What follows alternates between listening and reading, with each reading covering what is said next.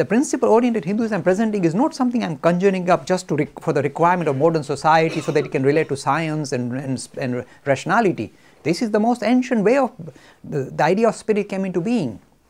Do you know how it started? It started with this ancient, and I mention this name again because it thrills me, an ancient sage called Kapila. He was just saying that, look, before we make sense of the world, oh, what is all this about? Who am? Let me first sort myself out. Who am I? What is the validity of this subject?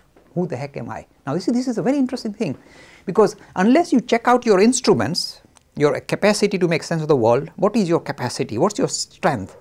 Unless you do that, the way you relate to the world will be kind of half-hearted, because you're not taking into account your own limitations or your own stature. So this is what the ancient Greeks, we resonate with the ancient Greeks in many sense, whether we borrowed from them or they borrowed from them, this is by the way a question, but we resonate. The ancient Greeks, the same thing. Man, know thyself first. See, this is how it started. First sort yourself out. Who the heck are you? What is your capacity? Because if you are a dunce, then any dunce-like answers will satisfy you. Then it's hardly worth bothering, because you are a dunce. But suppose you are very sharp, and I'm sure all of you feel, especially the youth here, feel we are sharp, we are going to sort ourselves out. So once you begin to recognize your own validity, your own credential, then you can really ask challenging questions. So the journey went inward to saying, who am I? What is my nature? And this is Kapil, ancient Kapil. The whole world should really pay tribute to this man. Through this introspection, he managed to find oh dear, I am much more, much different from what I thought I am. Descartes said, I think, therefore I am. That means he's stuck with his mental mode. That's him, is what his mind tells him.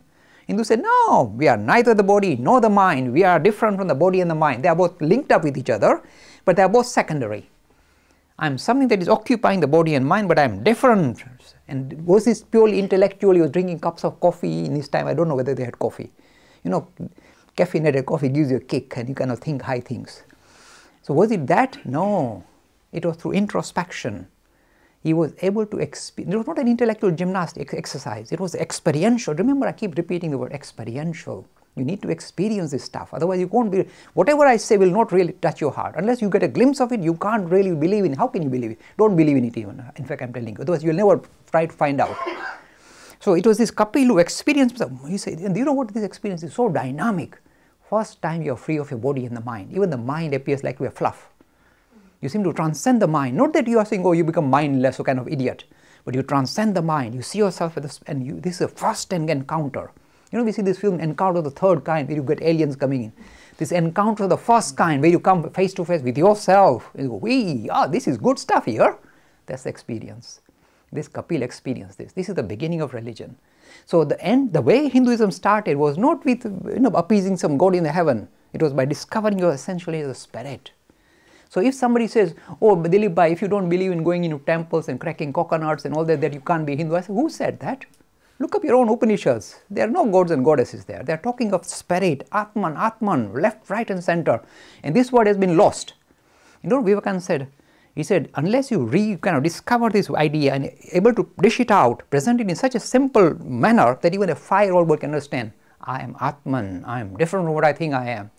This will empower everybody. This is the power of this idea of Hindu philosophy, which is principle-oriented and not personality-oriented.